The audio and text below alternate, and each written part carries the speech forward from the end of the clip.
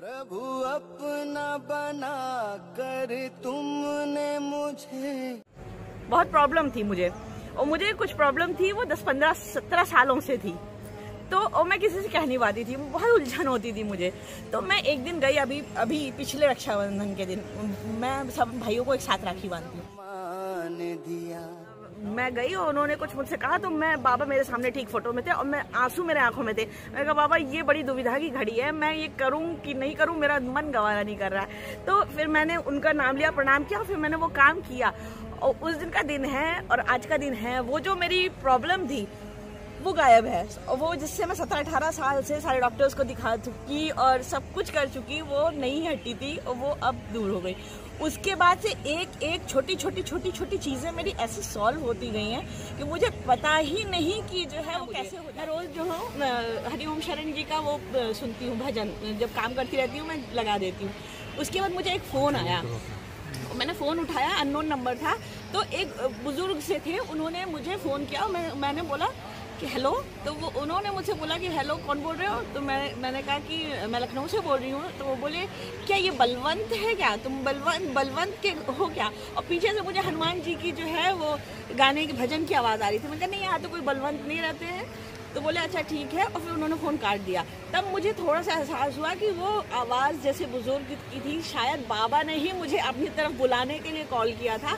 और वो दिन है, तब से मैं इन लोगों को पता है, अपने घर वालों को बोलती हूँ मुझे डराना मत। बाबा ने मुझे बलवंत नाम दिया, जैसे सबको नाम देते हैं, वो उन्होंने मुझे बलवंत बोल के जो है बुलाया। और बस ये अनुभव है और बहुत सारे अनुभव हैं। जो बाबा से जुड़ेंगे उन सभी पर बाबा की कृपा होगी और सब बाबा का। अपने अनुभव ये बताती हूँ कि अभी कुछ दिन पहले मुझे पता चला था कि मुझे गॉल ब्लैडर में स्टोन है, ठीक है, और अनलिमिटेड है, पूरी ऊपर तक भरी हुई थी। जो स्टोन होता है ऊपर तक भरे हुए थे। लेकिन बाबा की ऐसी महिमा रही कि मुझे इतनी सी भी तकलीफ नहीं हुई, इतना सा भी दर्द नहीं हुआ, एहसास नहीं हुआ मुझे इस चीज का कि मेरे अंदर स्टोन है। वो बाई चांस मैं ऐसे ही चली गई डॉक्टर के यहाँ, तो डॉक्टर ने बताया आपको इस तरह से ये चीजें हैं। अब मैंने फिर उसके बाद डिसाइड करा कि इसको बिना दवाइयों के ठीक करेंगे। तो बिना दवाइयों के लिए हमने बहुत प्रयास करे, एलोपैथिक भी खाई, होम्योपैथिक भी खाई, सब कुछ करा, पर कोई फायदा नहीं हुआ उस चीज के। इनसे मैं कहती थी कई बार ऑपरेशन कराने के लिए, ये ऑपरेशन कराने को तैयार नहीं। क्यों? पता नहीं, डर लगता था इन्हें। ऑपरेशन तुम्हारा डर इनको लगता था, क्योंकि ये सर्जरी है, एक सेंसिटिव सर्जरी है। तो ये लगता था कि कुछ दिक्कत ना हो जाए। पर इससे पहले जब हम आए थे तो पता नहीं बाबा ने इनको कैसी शक्ति दी कि इन्होंने अपने आप कह दिया कि हाँ चल तू ठीक है, ऑपरेशन करा ले।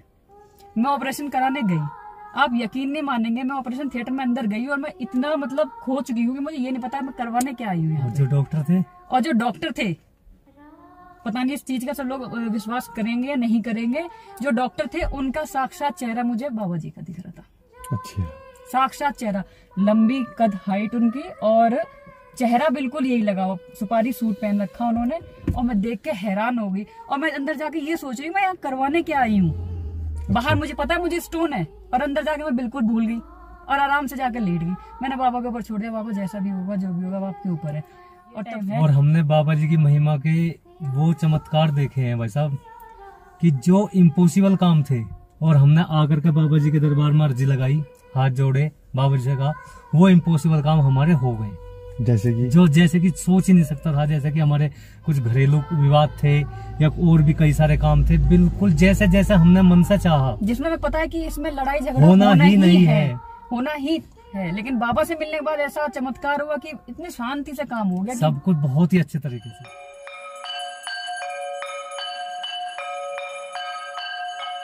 महाराज जी देखिए, संत कहें या अवतार कहें उनको, वो तो मनुष्य के बीच में एक लीला करने आए थे।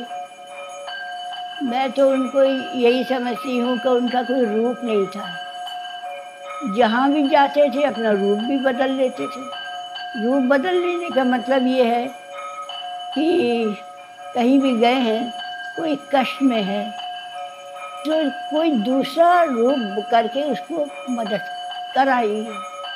बाद में लोग वो समझेंगे कि वो तो बाबा जी आए थे। अपार शक्ति थी। हनुमान जी के अवतार में बताते थे लोग, कोई जैसी दृष्टि वैसी सृष्टि, जैसी दृष्टि वैसी सृष्टि। Neem Karoli Baba is a Hanuman avatar. Hanumanji.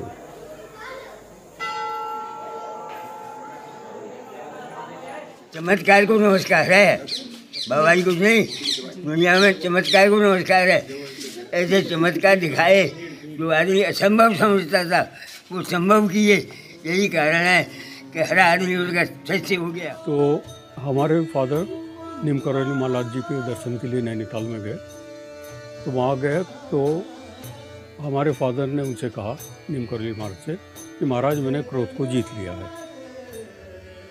फिर उनने कहा कि महाराज आप में और मेरे में क्या अंतर है। तो उसके बाद महाराज जी चले गए। करीब 6-8 महीने के बाद महाराज जी फिर नैनीताल आए।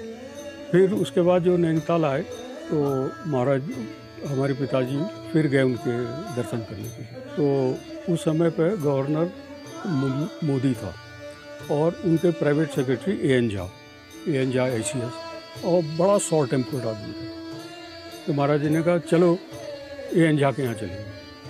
तो सब लोगों ने उनने कहा भी मैं ए.एन. झा मानता नहीं है। उन्होंने कहा चलो।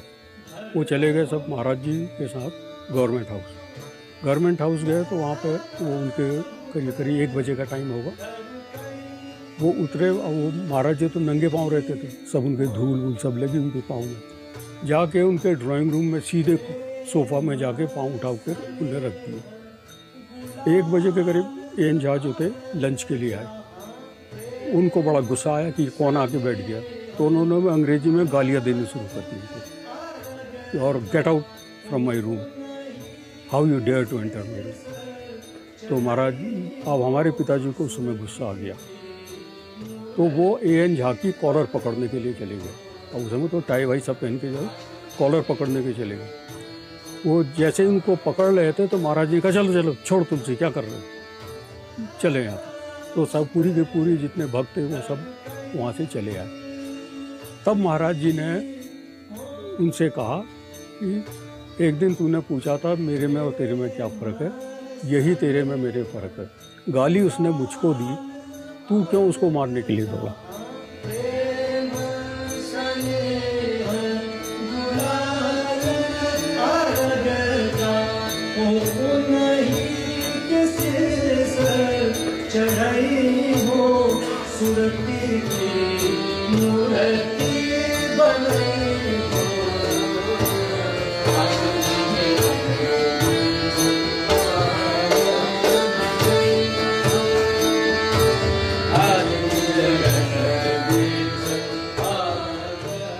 घूमते रहते थे, हजारों आदमी पीछे से मधुमक्खियों का जैसा झुंडा लगे रहे, जैसे मधुमक्खियों का झुंडा।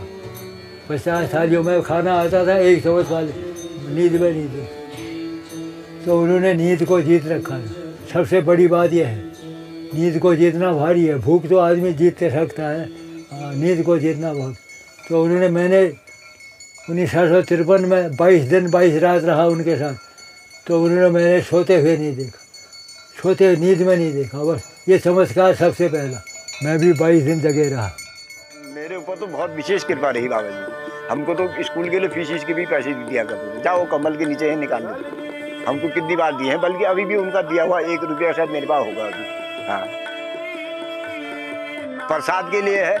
प्रसाद के लिए अगर बाबा जी जान जाएंगे कि इसको प्रसाद का लालच है, और दो इसको, और दो इसको, भर के दे दो, टोकरी भर के दे दी। महाराज अंतर्यामी थे। गेट से ही कोई ऐसा महान आदमी कोई आ रहा, एक बार गवर्नर को नहीं आने दिया उन्होंने। गवर्नर को दर्शन करने के लिए यहाँ मंदिर नहीं आने दिया। उन्होंने कहा अपना उल्लू सीधा करने के लिए आते हैं साले। हाँ, नहीं है कह देना।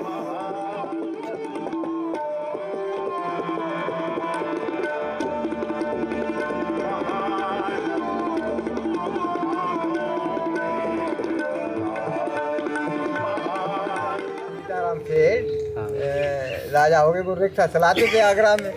हाँ। तो वो बाबा जी बैठ गए उनके रिक्शा पे, तो चल दिए आगे जाके एक गली में उतर के, और गली में घुस गए, और पोटरी थी उनके रिक्शा पे रह गई। हाँ। तो वो रिक्शा चलाते थे, तो वो सीताराम कहने लगे ये बाबा जी पोटरी तुम्हारी है, तुम्हारी है। तो बाबा जी ने कहा हमारी कुछ नहीं, तेरी है, ले जा। तो आज तो वो राजा हो गए। अब रिक्शा नहीं चला। रिक्शा आज भी उनके कमरा पे टंगा है। पोटरी में क्या था? सोने चांदी था। हाँ। सोने चांदी नहीं थी, राख थी। कृपा होगी, कृपा बाबा जी की होगी। अरे क्या चाहते आपकी अकीदा है, उनकी दुआ ले पा ले ले ना ले पा कुछ बात नहीं। सच्चे मन से जो बाबा से गया झोली पसार के, वो भर के ही आया।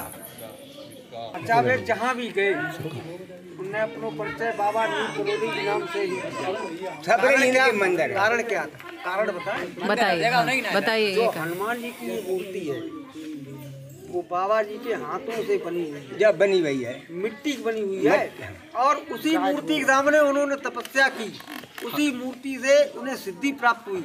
हनुमान जी के साक्षात दर्शन उनको इसी मूर्ति ये में कहा हुए। कि हमें आज अगर कुछ प्राप्त हुआ, नीम करोड़ी प्राप्त हुआ, हम जो भी हैं नीम करोड़ी बदौलत, इसीलिए हर जगह बाबा नीम करोड़ी के नाम से।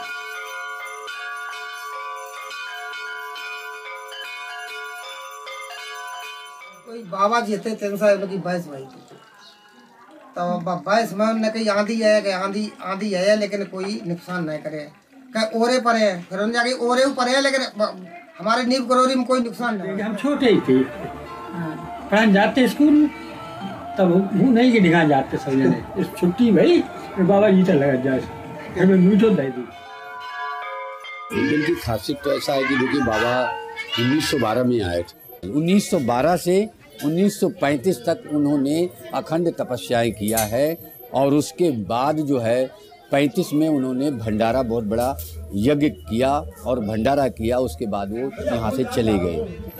जब 8 साल थी उस समय बच्चों के साथ खेला करते थे, लेकिन एक दिन रात को अपने पिताजी से बोले कि आज हमारे यहाँ डकैती पड़ेगी।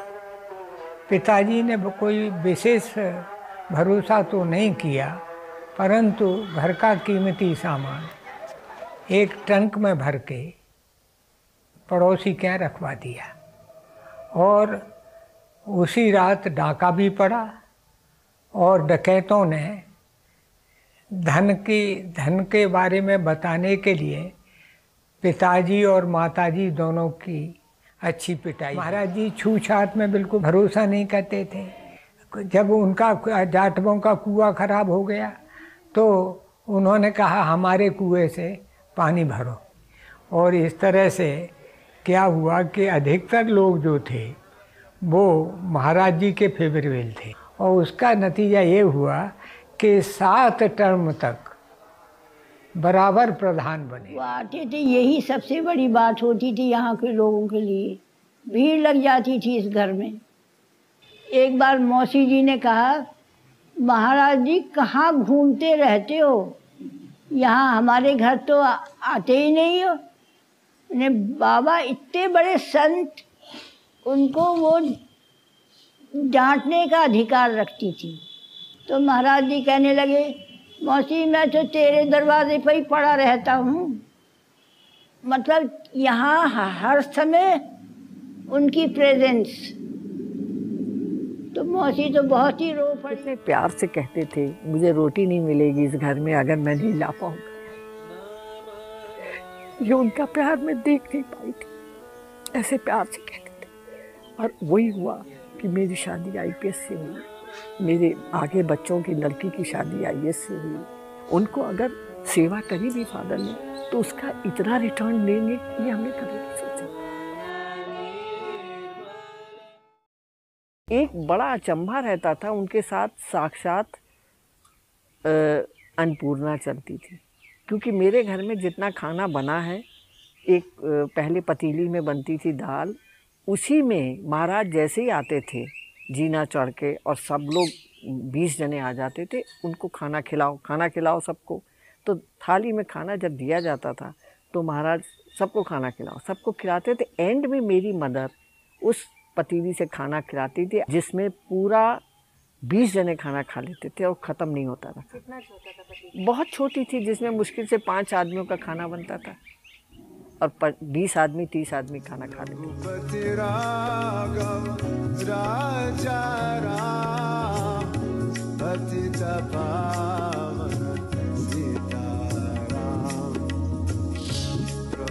तेरा